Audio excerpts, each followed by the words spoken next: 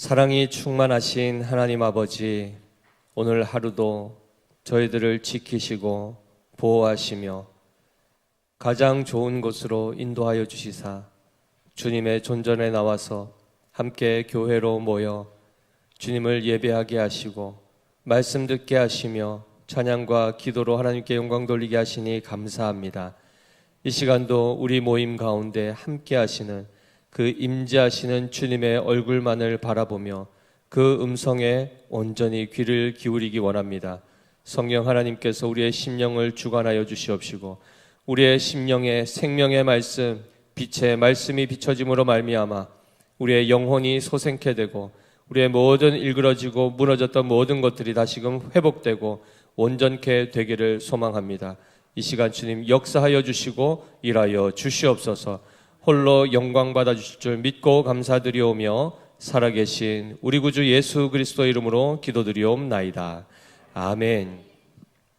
오늘 저녁 우리에게 주시는 하나님의 생명의 말씀은 마태복음 4장 18절에서 25절까지의 말씀입니다.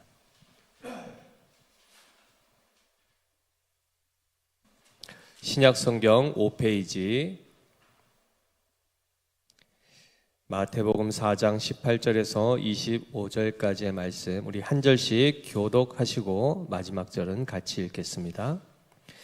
갈릴리 해변에 다니시다가 두 형제 곧 베드로라 하는 시몬과 그의 형제 안드레가 바다에 금을 던지는 것을 보시니 그들은 어부라.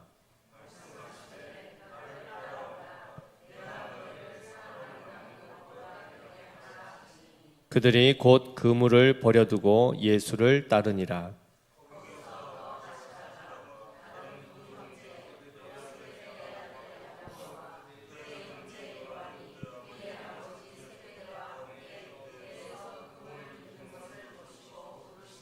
그들이 곧 배와 아버지를 버려두고 예수를 따르니라.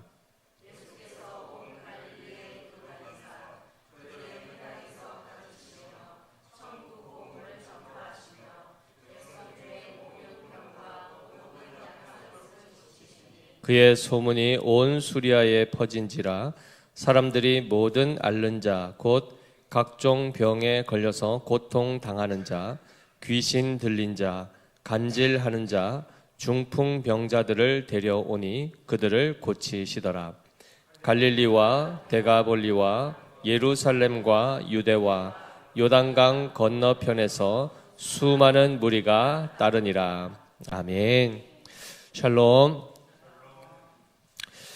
오늘 마태복음 이 4장 마지막 후반부 내용은 우리가 잘 아시다시피 예수님께서 제자들을 부르시는 그 장면이 됩니다. 그런데 특별히 지금 이 시점이 언제인가라고 살펴보면 예수님께서는 4장 1절에 마귀에게 시험을 받으시죠. 그리고 말씀으로, 모든 하나님의 말씀으로 그 모든 마귀의 시험들을 또한 이기십니다. 그리하여 이스라엘이 실패했던 그 모든 것들을 예수님께서는 성취하시고 의를 확보하시죠. 그 가운데에 특별히 이 나사렛 즉 스불론과 납달리 지경, 요단강 저편 해변길, 그리고 이방의 갈릴리라는 이 지역으로 예수님이 이제 이동을 하십니다. 그곳에 가셔서 첫 공적 사역을 시작을 하시죠. 그래서 17절에 보시면 이때부터 예수께서 비로소 전파하여 이르시되 회개하라 천국이 가까이 왔느니라 하시더라 라고 말씀을 하십니다. 공식적인 구속 사역의 첫 사역이 바로 이 갈릴리 지역, 그곳의 특징이 뭐였습니까? 흑암과 사망과 그리고 그늘에 갇혀있는 바로 그 영적인 죽음 가운데 있는 땅이었습니다. 그 가운데 하나님의 생명의 말씀의 빛이 선포되고 빛이 비춰짐으로 거기서 생명의 역사가 이제 나타나기 시작하는 것입니다. 그때 회개하라 천국이 가까이 왔느니라고 선포하시는 이 첫 사역에 그 중요한 사역을 하시면서 가장 먼저 하신 일이 바로 제자를 세우는 사역이었습니다. 그래서 이 하나님의 구원 역사를 그리스도께서 성취하시기 위해서 공식적인 첫 사역을 하심과 동시에 예수님께서 제자를 세우시는데 오늘 몇 명의 제자가 등장합니까? 3명입니까? 보시면은 처음에 베드로와 안드레가 예수님을 따르게 되고, 두 번째 야고보와 요한이 따르게 됩니다. 즉 두 형제들이 따르게 되죠. 총 4명이 예수님을 따르는 장면이 나옵니다. 그런데 예수님을 따랐던 사람들이 많습니까? 적습니까? 예수님을 실제로 따라다녔던 사람들이 많습니까? 적습니까? 당연히 공생의 초기에는 수가 많지 않았겠죠. 예수님이 누군지를 잘 모르니까. 그런데 예수님의 소문이 퍼지면 퍼질수록 어떻게 되죠? 수많은 무리가 따라갑니다. 25절에 그래서 나온 것이 바로 수많은 무리가 따르니라 하고 이제 25절이 마치게 되지 않습니까? 그런데 예수님께서 특별히 지금 오늘 본문 같은 경우에는 4명을 세우시는데, 이들과 또 다른 수많은 예수님을 따르는 사람들과의 차이가 있습니다. 그냥 예수님을 믿고 예수님을 따르면 다 제자가 되느냐, 그런 차원이 아니죠. 지금 예수님께서 특별히 가셔서 지목하여 부르신 자들, 그들은 곧 예수님께서 앞으로 하나님의 나라를 세우실 때에, 회개하라 천국이 가까이 왔다 했지 않습니까? 하나님 나라, 도래할 하나님의 나라를 세우실 때에 그 새 이스라엘의 기초석이 되는 신약의 12지파의 대표를 세우는 겁니다. 그러니까 이 일이 그냥 어쩌다 그냥 한 명씩 이렇게 얻어 걸린 차원이 아니겠죠.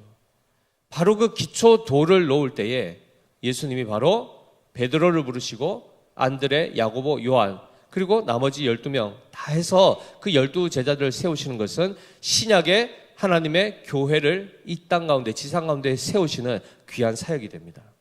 그래서 오늘의 이 본문은 예수님의 공적 사역과 함께 굉장히 중요한 그 예수님의 모든 사역을 증언할 증거자들이요, 그리고 교회의 기초가 될 기초 직원, 기초 일꾼들을 세우는 중요한 장면이 됩니다. 그럴 때 보시면 이들의 출신이 어디로 나옵니까? 갈릴리입니다. 갈릴리 해변에 다니시다가 두 형제 곧 베드로라 하는 시몬과 그의 형제 안드레가 바다에 금을 던지는 것을 보시니 그들은 누굽니까? 어부였습니다. 직업은 어부였죠. 그런데 잘 기억해 보십시오. 베드로라는 이 이름은 페트로스, 헬라어로 기록되었는데 또 이름을 뭐라고 또 얘기합니까? 베드로라 하는 시몬, 다른 사람이 아니고 히브리어로, 히브리 이름으로는 시몬이었습니다. 그리고 헬라어로는 베드로가 되겠죠. 그래서 이 시몬이란 뜻은 들으심, 들으신다라는 뜻이 되고, 베드로는 바위 또는 반석이라는 이름이 되죠. 그래서 이 베드로와 그의 형제 안드레는 용기 있는 남자, 용감한 남자, 브레이브맨 뭐 이런 뜻인데, 이 두 형제가 바다에서 뭐라 하고 있죠? 그물을 던지는 것을 보셨습니다. 그리고 나서 예수님이 뭐라고 말씀하십니까? 19절 같이 읽어보겠습니다. 시작. 말씀하시되 나를 따라오라. 내가 너희를 사람을 낚는 어부가 되게 하리라 하시니 라고 말씀하시죠. 예수님께서 그들에게 말씀을 전하십니다. 열심히 지금 그물 던져가지고 고기를 낚고 있는 그들에게 나를 따라오라. 내가 너희로 사람을 낚는 어부가 되게 하리라 라고 말씀하셨는데, 이들이 어떻게 반응하죠? 그 이야기를 듣자마자 그들이 곧 그물을 버려두고 예수를 따르니라 라고 합니다. 이 상황을 한번 우리 개인에게 한번 적용해 보십시오. 남편이 아침에 직장 나갔는데 저녁에 돌아오질 않는 겁니다. 그래서 어떻게 됐냐 소문을 들으니까 누굴 따라갔답니다. 그 보니까 직장도 다 버려두고 가정도 다 뒤로 하고 어떤 선생인지 스승인지 선지자인지 따라서 갔다는 겁니다. 그럼 집에서 이 소식을 들은 가족들은 어떤 생각이 들까요? 어떤 생각이 드십니까? 아이고 입 하나 줄었네. 이제 밥 안 해도 되네. 뭐 이런 생각 드시겠습니까? 제정신이 아닌 것 아니겠습니까? 자기가 하는 이 생업, 이걸 안 하면 어떻게 됩니까? 가족이 지금 부양이 되지 않습니다. 가족 굶어 죽게 생겼습니다. 그리고 부인 입장에서는 어떠시겠습니까? 황당하죠. 아니 나하고 상의조차 안 하고 이렇게 일방적으로 결정한단 말이야. 처음부터 안 맞았어. 이 인간은 처음부터 나하고 안 맞아. 별 생각이 다 들지 않겠습니까? 어떻게 상의 하나 없이 자기 마음대로, 그것도 굉장히 이렇게 중요한 가족의 부양까지도 다 뿌리치고 직업을 내팽개치고 그냥 따라간다는 말인가?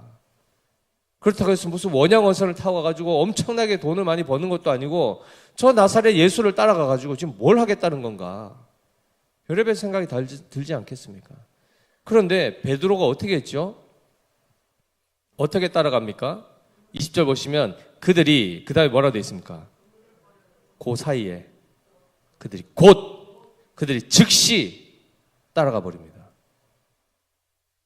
이런 분들 굉장히 즉흥적이신 분들이죠, 그죠?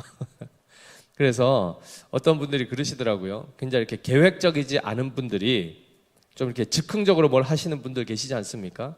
그분들이 이 본문을 가지고 굉장히 위로를 얻으시더라고요. 네. 베드로도 그랬다. 베드로도 즉흥적으로 해서 예수님 12제자 안에 들어갔지 않냐. 문제 안 된다. 뭐 이렇게 하면서 위로를 얻으시는데 사실 이 본문을 잘 보시면 이때 처음으로 베드로가 예수님을 만난 게 아닙니다. 누가복음 5장을 이렇게 우리가 살펴보면은 예수님께서 배 위에 올라가셔서 말씀을 선포하시는 장면이 나옵니다. 그 장면에서 말씀을 선포하시려고 올라갔던 그 배가 베드로의 배였습니다. 시몬 베드로의 배 위에 올라가셔서 한참 복음을 전파하시고 난 이후에 베드로에게 뭐라 하시죠? 그물을 오른편에 던져라. 그랬더니 엄청나게 많은 고기가 올라오죠. 그때 베드로가 깜짝 놀라서 어떻게 됩니까? 주님 앞에 엎드리면서 주여 저는 죄인입니다. 나를 떠나소서 이렇게 했단 말이죠. 그러자 그때 예수님께서 나를 따르라 이렇게 말씀하셨어요. 그리고 요한복음 1장 우리가 34절부터 이렇게 쭉 35절부터 42절의 말씀에 보면은 원래 세례 요한의 제자로 있던 사람들 중에 두 사람이 세례 요한이 예수님을 보고 보라 세상 죄를 지고 가는 하나님의 어린 양이다 라고 딱 이야기를 하자 제자 중에 두 사람이 예수님을 따라갑니다. 그 중에 한 사람이 시몬 베드로의 형제 안드레라 이렇게 말합니다. 그래서 안드레가 먼저 예수님을 만나죠. 만나고 난 이후에 어떻게 합니까? 형한테 와서 베드로에게 와서 뭐라고 합니까? 내가 오늘 메시아를 만났다. 그래서 예수님을 알려줍니다. 예수님이 메시아임을 알려줍니다. 이런 장면들이 있습니다. 그러니까 이게 이날 갑자기 해가지고 이렇게 확 끌려간 게 아니라 이미 그 전에 계속해서 예수님에 대해서 메시아에 대해서 이들은 계속 관심을 가지고 있었던 겁니다. 그런데 특별히 오늘 이 장면에서 나를 따라오라라는 이 부르심 앞에 그들이 그 부르심 앞에 응하게 되었고 그리고 즉시 곧 예수님을 따라가게 된 것입니다. 왜일까요? 생업보다 더 본질적인 것이 뭡니까? 그들에게 있어서는 메시아, 곧 구원입니다. 그런데 여러 번 말씀드렸지만 그들이 처음 생각한 구원과 하나님께서 우리에게 주시고자 하는 구원은 굉장히 달랐습니다. 그들은 메시아라 하면 유대인들의 입장에서 오실 메시아는 어떤 메시아이죠? 왕으로 오실 메시아입니다. 드디어 모든 정권을 다 쳐부수고 지금 그 당시만 하더라도 로마의 속국 아니었습니까? 식민지였죠. 로마 황제 그 막강한 권력을 다 깨부수고 다윗이 마치 통치했던 것처럼 천하태평을 이루고 우리가 이제는 로마와 같이 제국을 이룰 수 있는 바로 그 신적인 왕, 엄청난 능력을 가진 바로 그 왕이 오는 것을 메시아라 생각했고 그가 갑자기 부르는 겁니다. 갑니까? 안 갑니까? 가야죠. 예를 들면 어느 날 청와대에서 전화가 한 통 왔다고 생각해 보십시오. 네, 박정식 님이십니까? 임현수 님이십니까? 우리 복지부 장관 좀 맡아주시겠습니까? 이렇게 전화가 왔다 생각해 보십시오. 네? 기획부 이렇게 막 장관으로 막. 그럼 어떻게 하십니까? 부인하고, 아내하고 한번 상의해보고 하겠습니다. 하겠습니까? 일단 간다 하지 않겠습니까? 영광의 자리 아닙니까? 당연히 이야기 통보만 해도 부인이 이게 웬 떡이냐 하면서 얼마나 기뻐하겠습니까? 그렇죠? 상의할 그 시간이 어디 있습니까? 당장 간다 그러지. 그렇지 않겠습니까? 모든 부와 명예와 이런 것들이 다 있는 바로 그것을 생각했기 때문에 베드로와 이 안드레가 즉시 응답한 겁니다. 자, 그리고 나서 보십시오. 그 이후에 21절 보시면 거기서 더 가시다가 다른 두 형제 또 누구를 만납니까? 세베대의 아들 야고보와 그의 형제 요한이 그의 아버지 세베대와 함께 배에서 금을 깁는 것을 보시고 부르시니 그 다음에 어떻게 됩니까? 그들이 곧 배와 아버지를 버려두고 예수를 따르니라. 똑같이 전화 받은 겁니다. 그렇죠? 청와대부터 전화 받은 겁니다. 당연히 가죠. 이들은 그 모든 상황을 바로 접어두고 바로 예수님을 따라갑니다. 야고보스는 바로 구약의 야곱의 그 이름이죠. 그래서 발 뒤꿈치를 잡은 자, 지금 약삭 빠른 자, 사기꾼 뭐 이런 뜻이 됩니다. 그리고 요한은 여호와의 은혜라는 뜻의 이름을 가지고 있습니다. 이 두 형제가 금을 깁다가 그걸 다 내려놓고 바로 예수님을 따라갑니다. 그래서 베드로, 안드레, 야고보, 요한 이 네 명이 예수님의 부름을 받고 제자로 예수님의 공식 첫 사역부터 함께 동행을 하게 됩니다. 그러면 예수님의 모든 행적을 이들이 봅니까 안 봅니까? 다 보는 겁니다. 그게 무슨 일인지 다 이해는 못하더라도 일단 따라다니면서 그것을 다 경험하게 됩니다. 그래서 예수님께서 특별히 많은 어부들이 있었을 것이고 많은 사람들이 있는 중에 왜 하필 이들을 불렀을까요? 왜 하필 갈릴리 지역에서 흑암과 사망과 그늘진 땅, 나사렛에서 무슨 선한 것이 나겠느냐 하면서 유대인들 입장에서는 정말 무시하던 무명의 땅, 왜 하필은 거기 가서 특별히 어부를 택했을까요? 이 당시 어부는 일단은 직군으로 보면 굉장히 천민입니다. 그리고 가난한 자요. 일단 어부다 그러면 당장 사람들 인식에는 무식한 사람, 학식이 없는 자, 그리고 무명한 자 이렇게 되어 있습니다. 그들을 부르신 겁니다. 그다음 네 명이나 그렇게 부르셨습니다. 왜 그들을 부르셨을까요? 생각해 보십시오. 만약에 목격자가 갖춰야 될 그래도 자격, 조건은 뭐가 있을까요? 목격자. 일단은 제대로 봐야 되니까 정신이 온전해야 되겠죠.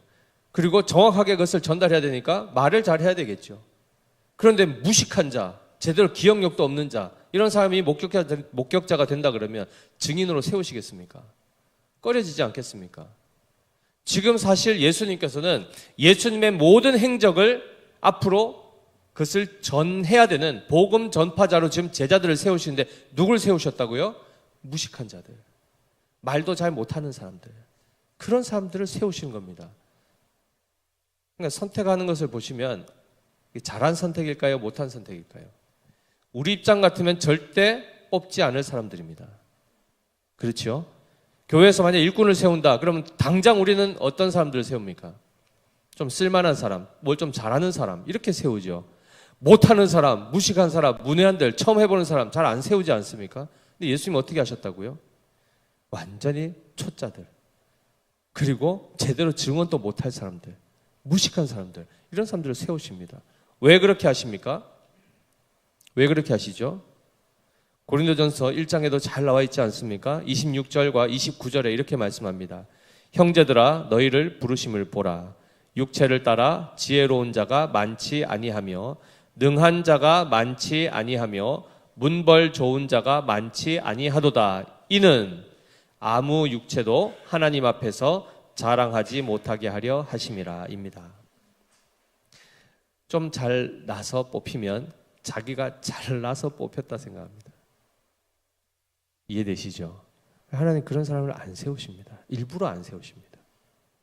그래서 무명한 자, 한마디로 스스로에게서는 나는 이걸 할 수 없었는데 어떤 결과가 나오는 이런 사람들, 그래서 이건 내가 한 게 아닙니다라고 자동적으로 겸손하게 반응할 수 있는 자들을 세우시죠. 스스로 자기를 자랑하지 못하게 되는 그러한 자들을 세우시는데 하나님은 하나님의 일들을 행하시는 데 있어서 그게 문제가 됩니까 안 됩니까?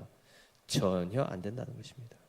무식해도 괜찮고 무명해도 괜찮고 잘 못해도 괜찮다는 겁니다. 왜냐하면 주님이 그들을 쓰시고 주님의 능력으로 주님의 지혜로 그들을 가르치시며 주님의 일들을 능히 행하실 수 있기 때문이십니다. 따라서 이러한 차원에서 지금 이들이 뽑혔죠. 이 네 명이 그렇게 뽑힌 것입니다.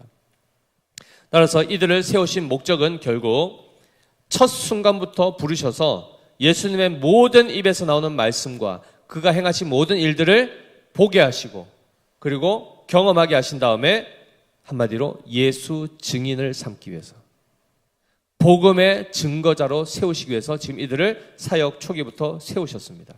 요한복음 15장 26절 27절에 보시면, 요한복음 15장 26, 27절입니다. 한번 띄워주십시오. 같이 읽어보겠습니다. 내가 아버지께로부터 너희에게 보낼 보혜사 곧 아버지께로부터 나오시는 진리의 성령이 오실 때에 그가 나를 증언하실 것이요 너희도 처음부터 나와 함께 있었으므로 증언하느니라 라고 되어 있습니다. 지금 이 12제자는 곧 나중에 12사도가 됩니다. 그러니까 일반적인 예수님을 따랐던 제자들, 무수히 많은 무리와는 다르죠. 이들에게 맡겨진 게 뭐라고요? 증언의 역할입니다. 처음부터 본 것을 자세하게 증언할 그 역할로 이 부르심을 받는 것이죠. 요한 1서 1장 1절 2절 말씀에 이 부분도 한번 띄워주십시오. 요한 1서 1장 1, 2절입니다. 시작. 같이 읽습니다. 시작. 태초부터 있는 생명의 말씀에 관하여는 우리가 들은 바요 눈으로 본 바요 자세히 보고 우리의 손으로 만진 바라 이 생명이 나타내신 바 된지라. 이 영원한 생명을 우리가 보았고 증언하여 너희에게 전하노니 이는 아버지와 함께 계시다가 우리에게 나타내신 바 된 이시니라 라고 되어 있습니다. 제자들의 역할을 아시겠습니까? 사람을 낚는 어부가 되게 한다. 이것이 곧 결국은 예수님을 증언하는 사역을 통하여서 그들로 하여금 예수님을 알고 믿게 하는 사역입니다. 결국 그것을 통해서 하나님의 나라가 세워지는 그 사역의 일꾼으로 지금 이들이 부름을 받고 있습니다. 마지막으로 사도행전 1장 21절 22절에 보시면 그 12사도 중에 가룟 유다가 스스로 목숨을 끊는 바람에 결원이 생겼죠. 그 빈자리를 다른 사람을 채울 때에 바로 그 사도의 역할을 감당할 수 있는 사람을 세워야 된다라는 차원에서 이 기준을 적용을 하게 됩니다. 1장 21절 22절입니다. 사도행전입니다. 한번 띄워주십시오. 우리 같이 한번 읽겠습니다. 시작. 이러함으로 요한의 세례로부터 우리 가운데서 올려져 가신 날까지 주 예수께서 우리 가운데 출입하실 때에 항상 우리와 함께 다니던 사람 중에 하나를 세워 우리와 더불어 예수께서 부활하심을 증언할 사람이 되게 하여야 하리라 하거늘입니다.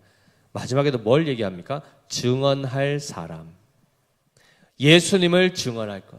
그분의 성육신과 그분의 죽으심과 부활과 승천까지 증거할 자들을 예수님께서는 12사도로 12제자로 지금 부르신다는 것입니다. 이 사역이 막중합니까? 막중하지 않습니까? 엄청난 사역입니다. 신약의 교회가 세워지는데 가장 핵심적인 사역이죠. 그래서 에베소서 2장 20절에는 이렇게 말씀하고 있습니다. 너희는 사도들과 선지자들의 터 위에 세우심을 입은 자라. 그리스도 예수께서 친히 모퉁이 돌이 되셨느니라. 우리가 지난번 교회론을 하면서 계속 살펴보고 있는 말씀이죠. 성전된 우리, 교회를 세우는 데 있어서 교회는 어느 터 위에 세워진다고요? 사도들과 선지자들의 터 위에 세워진다. 곧 그들이 전한 복음, 실체가 뭡니까? 예수님이 그리스도이시다라는 그 터 위에 세워지는 것이 바로 교회인데 거기에 기초돌이 누가 된다는 겁니까? 모퉁이 돌이 예수님이 되시고 그 터의 근간이 되는 것이 바로 12사도들이라는 겁니다. 사람이 중요한 것이 아니요 그들의 역할을 통하여 그들의 입으로부터 나오는 뭐죠? 복음, 하나님의 말씀, 그 터 위에 교회가 세워지는 것입니다. 그런데 잘 생각해 보십시오. 예수님이 처음에 이들을 불렀을 때 이들은 거기에 대한 생각이 있었을까요? 없었을까요? 하나님의 나라에 대해서 세워지는 것, 세상의 이스라엘 땅을 하나님 나라라고 생각했지 진정한 교회를 그들은 전혀 생각도 못했습니다. 마태복음 16장쯤 와야 한참이 지나야 내가 이 반석 위에 내 교회를 세우겠다 할 때 비로소 교회라는 개념이 들어왔을 겁니다. 그럼에도 불구하고 그것을 세우기 위해서 예수님이 십자가를 지셔야 한다 할 때는 베드로가 어떻게 했죠? 뜯어 말립니다. 예수님 야단칩니다. 예수님한테 뭐 하시는 거냐고 막 불같이 성질을 내거든요. 그러니까 개념이 있습니까 없습니까? 개념이 없는 겁니다. 생각해 보십시오. 우리에게 한번 적용해 보십시오. 교회에서 우리는 교회로 모였는데 어떻게 모였습니까? 하나님의 부르심 때문에 온 것입니다. 하나님이 부르심으로 말미암아 우리가 하나님의 자녀가 된 겁니다. 그리고 우리 또한 무엇을 증언하며 살게 됩니까? 예수 그리스도를 증거하고 삽니다. 동일한 부르심을 받았습니다. 그런데 처음에 이 부르심 앞에 우리는 대부분 어떻게 해서 오지요? 예수님 믿으면 이런저런 다른 차원에서 하나님 나라 말고 우리 집 잘 되고 내 자식 잘 되고 다 그런 차원에서 옵니다. 그러니까 개념이 있습니까 없습니까? 개념이 없죠. 근데 주님이 어떻게 하셨다고요? 그런 우리를 부르셨습니다. 잘해서 불린 사람 있습니까 없습니까? 아무도 없습니다. 저도 마찬가지입니다. 저도 뭐 똑똑해서 부름받은 것도 아니고 저는 기독교 1.5대라고 해야 되나요? 저희 어머니가 이제 처음 믿으시고 겨우 어머니 맨날 어머니를 박해했죠. 어머니 교회 다니시는데 우리 집이 뭐 이 모양이고 왜 뭐 하나님 살아계신다는데 뭐 왜 계속 문제는 터지고 괜히 그 가셔가지고 돈만 낭비하는 거 아니냐. 헌금하셔도 맨날 국수만 나오던데 그 교회 좀 이상한 것 같다부터 해서 막 그렇게 했던 접니다. 근데 지금 와서 다 회개하고 돌아왔죠. 하나님 은혜하지 않습니까? 그 부르심을 따라 지금 우리가 이 자리에 다 모인 것입니다. 유명한 자가 있습니까? 잘난 사람이 있습니까? 아무도 없습니다. 오직 하나님의 은혜죠. 그 부르심에 따라 하나님이 정말 쓸모없고 가치 없는 우리들을 부르셔서 하나님 자녀 삼으시고 하나님의 일들을 나타내 보이십니다. 하나님이 어떤 분이신지를 알려주십니다. 그리고 우리로 하여금 믿고 그것을 증언하게 하십니다. 이 부르심, 이것이 우리의 생명, 우리에게 생명 주신 그리고 우리에게 사명 주신 본질입니다. 핵심입니다. 우리는 직장 생활할 수 있고 여러 가지 직업을 가질 수 있지만 그것은 우리의 본질적인 사명이 아닙니다. 그것을 부차적으로 우리는 우리에게 맡겨준 삶이요. 그 안에서 본질적인 우리의 직업은 뭘까요? 예수 증인의 이 바로 제자의 삶, 사도들의 역할을 그대로 이어가는 복음 전파하는 것이 우리의 본질적인 직업입니다. 여기에는 은퇴가 있습니까 없습니까? 없습니다. 정년이 없습니다. 호흡 끊어지는 그날까지 예수 증언하는 겁니다. 그러면서 뭘 하는 거죠? 하나님께서 원하셨다 하나님의 나라를 세우는 일에 우리가 일꾼으로 쓰임받는 것입니다. 아멘이시죠? 그래서 이 부르심이 비록 처음에 이들을 부르셨을 때 제자들은 전혀 그 개념도 없고 감도 없었지만 나중에는 실제로 그 자리에 갑니까 안 갑니까? 그 자리에 가더라는 것입니다. 유대 지도자들 그 똑똑한 사람들 앞에서 복음을 전하는데 사람들이 깜짝 놀라죠. 아니 저들이 이걸 어떻게 알았을까? 이런 지식의 말, 이 지혜의 말이 어떻게 나오는가? 저 어부들 아니었나? 이렇게 얘기하지 않습니까? 그 지혜가 누구에게서부터 온 겁니까? 예수 그리스도로부터 온 것입니다. 우리 또한 지금은 어떻습니까? 많이 똑똑해졌죠 그래도 그죠? 예수님 좀 잘 아시지 않습니까? 지혜가 생겼지 않습니까? 우리가 만들어낸 것이 아니죠. 하나님 은혜로 그렇게 우리를 세워가시고 이 베드로조차도 모든 과정을 통하여서 마지막 이 땅을 딱 떠나실 때 예수님이 야 이제 됐다 베드로야 이제 너 잘해봐라 이렇게 하셨습니까? 마지막 십자가에 죽으실 때 다 어떻게 했습니까? 졸업장을 받아야 되는데 다 퇴학당했죠 그죠? 거의 뭐 스스로 자퇴했죠. 뭐 쫓아낸 게 아니라 자기들이 다 떠나버렸지 않습니까? 정말 구제불능 아닙니까? 그리고 마지막이 가까울수록 주님 이제 이제 좀 있으면 십자가 져야 된다. 우리 지금 새벽에 벌써 마태복음 18장까지 왔지 않습니까? 19장 오늘 2절까지 했는데 기가 차지 않습니까? 누가 큽니까? 누가 이 국무총리 합니까? 누가 뭐 복지부 장관 합니까? 누가 경제부 총리? 맨날 이거 가지고 싸우는 겁니다. 주님 입장에서 어떠셨을까요? 답답하죠. 고구마 드신 것처럼 답답합니다. 이들 언제쯤 이해를 할까? 근데 신기하죠. 부활하시고 난 이후에 오히려 승천하시고 보혜사 성령이 오시고 나서 그들이 하나하나 바뀌어집니다. 그리고 순교의 자리까지 갑니다. 놀랍죠? 처음부터 그 얘기했으면 갔을까요? 안 가죠. 그래서 주님은 조금씩 알려주시는 것 같습니다. 그러나 결국 하나님의 나라, 교회가 세워진 일에 가장 핵심적인 사역들을 감당하는 귀한 일꾼들이 되게 하셨다는 것입니다. 아멘이시죠? 그 이후에 예수님이 이 제자들을 세우시고 나서 23절을 보시면 예수께서 온 갈릴리에 두루 다니사 그들의 회당에서 뭐 하십니까? 가르치시며 또요 천국 복음을 전파하시며 그리고요 백성 중에 모든 병과 모든 약한 것을 고치시니 라고 되어 있습니다. 예수님의 가장 핵심적인 사역이 바로 가르치시며 전파하시며 고치시는 사역입니다. 이 사역을 온 갈릴리에 두루 다니십니다. 이스라엘 전역을 돌아다니십니다. 그러면서 하나하나 고치시는데 이들은 실제로 그들의 모든 병, 약한 것 하면 우리는 일반적으로 육체를 생각할 것입니다. 실제로 우리가 육체를 고치셨습니다. 그러나 이것 또한 하나의 표적입니다. 사인이라는 것이죠. 뭐죠? 결국은 영적인 질병과 영적인 죽음을 고치시고 회복하시고 영적인 생명을 주신다는 것의 예표라는 것입니다. 따라서 이 부분들을 우리가 살펴보면 예수님의 본질적인 사역은 영적으로 죽어있는 사망에 있는 이 죄인을 불러 고치시고 온전케 하셔서 의인 만드시는 것이 바로 예수님의 주된 사역입니다. 그럼 교회의 사역은 뭐가 돼야 될까요? 동일해야 되는 것입니다. 가르치고 전파하여 치유하는 가운데 가장 본질적인 게 뭐죠? 육체에 대한 것이 아닙니다. 무엇입니까? 우리의 영적인 상태가 고쳐지는 것입니다.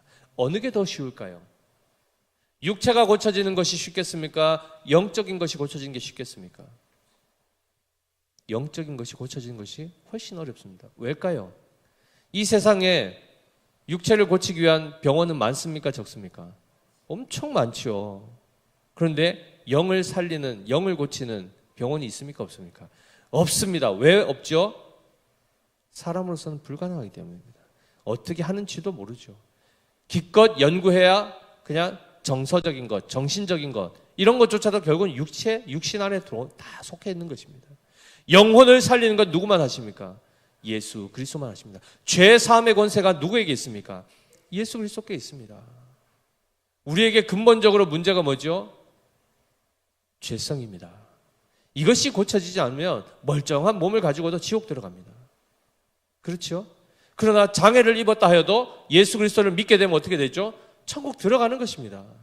본질적인 것이 어디에 있는가? 무엇을 먼저 고쳐야 하는가? 우리의 영적인 질병이 고쳐져야 되는 것입니다. 그 일을 위해서 예수님께서 끊임없이 이 사역을 감당하셨던 것이죠. 우리가 바로 그 사역을 이어받아서 이 땅 가운데서 그 일들을 감당해야 되는 것입니다. 아멘이시죠? 그 가운데에 이 소문이 퍼집니다. 24절에 그의 소문이 온 수리아에 퍼진지라 사람들이 어떻게 합니까? 모든 앓는 자, 곧 각종 병에 걸려서 고통당하는 자, 귀신 들린 자, 간질하는 자, 중풍병자들을 데려오니 그들을 고치시더라. 실제로 기독교 역사 안에도 많은 육체의 질병이 고쳐진 사건들이 있습니다. 실제로 죽은 사람이 살아난 사건도 있습니다. 그렇죠? 그런데 본질적으로는 어떤 사람이 천국에 들어간다고요? 그의 영혼이 고쳐진 자들이 천국을 들어가는 것입니다. 그 역사가 지금까지도 이어져 오고 있습니다. 여러분들이 열매고 증거입니다. 그렇죠? 바로 이 사역으로 인해서 모든 마비된 것, 모든 더러운 것, 모든 사로잡혔던 것에서부터 해방의 역사가 일어난 것입니다. 예수 그리스도께서 나타나시면 바로 이 어둠 가운데 빛이 비춰지면 생명의 역사가, 회복의 역사가 나타나는 것이죠. 그래서 25절을 보시면 갈릴리와 데가볼리와 예루살렘과 유대와 요단강 건너편에서 수많은 무리가 따라옵니다. 근데 이들이 왜 따라왔을까요? 왜 따라왔다고요? 육신의 것을 해결하기 위해서 왔습니다. 나중에 보시면 육신은 고쳐졌으나 영이 고쳐지지 않은 자들은 결국은 예수님을 떠나갑니다. 수없이 많이 떠나갑니다. 누구까지 떠나갔다고요? 베드로, 안드레, 야고보, 요한, 바톨로메, 토마 다 도망갑니다. 다 도망갑니다. 우리도 신앙생활 해보면 아시지 않습니까? 환란이 딱 오는 순간, 십자가를 져야 되는 순간이 오면 다 어떻게 합니까? 기겁하고 막 놀라고 돌아가죠. 주님 저한테 왜 이러시냐고. 지금 뭐 하시는 거냐고. 이럴 줄 몰랐다고. 배신감 느낀다고. 별소리를 다 하면서 이거는 이러지 않습니까? 십자가를 지는 것이 우리가 사는 길입니다. 십자가에 우리의 육체와 정욕과 탐심을 딱 못 박아서 옛사람을 죽이는 것이 우리가 사는 길입니다. 아멘이십니까? 그래서 이 길로 주님은 우리를 끊임없이 인도하실 것이고 그 가운데 우리의 영혼과 우리의 모든 것들을 회복하실 것입니다. 마지막 우리의 육체까지도 성령께서 우리 안에 거하심으로 그리스도께서 부활하신 같이 부활케 하시며 온전케 하실 것입니다. 영광스럽게 바꾸실 것입니다. 그때 임플란트 이런 거 안 하셔도 됩니다. 뭐 척추수술 이런 거 안 해도 됩니다. 영원토록 병들지 않는, 그렇죠? 그 몸을 우리에게 주셨다고 하지 않습니까? 따라서 오늘 이 본문을 잘 보십시오. 예수님의 첫 사역을 통하여서 결국 제자들을 세우고 그들에게도 나중에 맡기실 사역이 무엇인가? 가르치며 전파하며 치유하는 사역입니다. 그리하여 그걸 통해서 뭘 하신다고요? 하나님의 나라를 세우시는 겁니다. 아멘이시죠?